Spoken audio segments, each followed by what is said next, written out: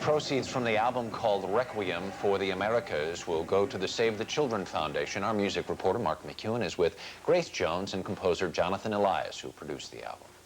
Good morning, Jonathan. Good morning, Grace. Good morning. You look fabulous this morning, by the way. I can't believe it. First, a question for you, Jonathan. You call the whole project a rock fable. What is the storyline behind Requiem for the Americas? Well, it's actually a story that's woven together from many, many different Native American and Aborigine tales. So, in a sense, it's a very universal story, and it's a coming-of-age story between a grandchild and his grandfather. Grace Jones is on the project. Michael Bolton is on the project. John Anderson from Yes. Simon Le Bon from Duran Duran. How did you get all of these major stars involved with your project? Well, my background is a record producer and a film musician.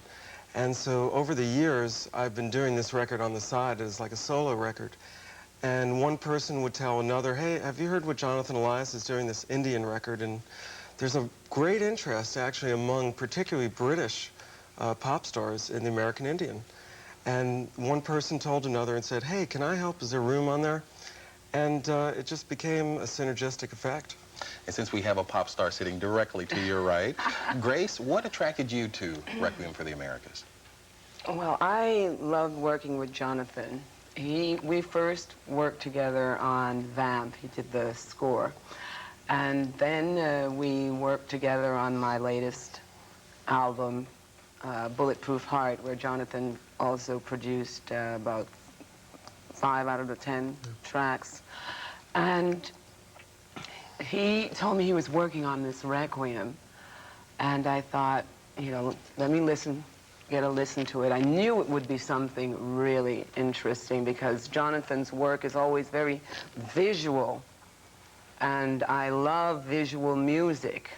And when we talked about doing the video, I knew that the combination of the two would be just incredible.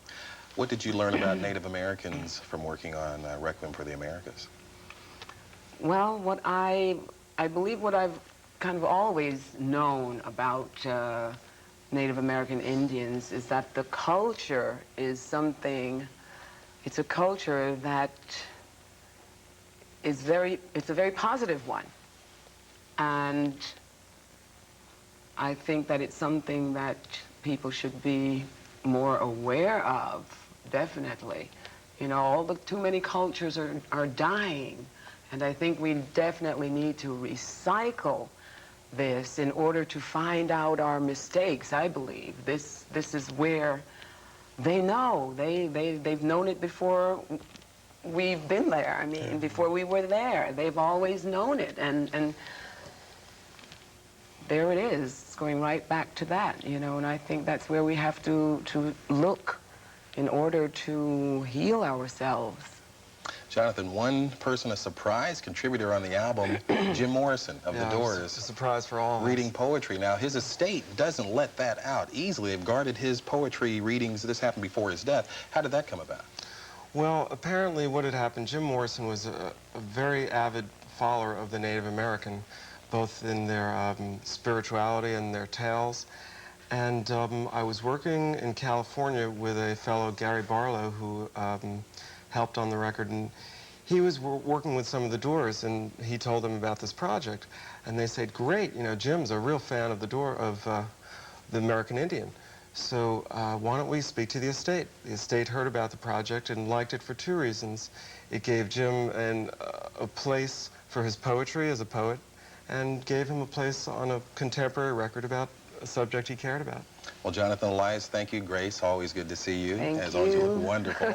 Requiem for the Americas is the name of the album. Harry? 5 minutes before the hour.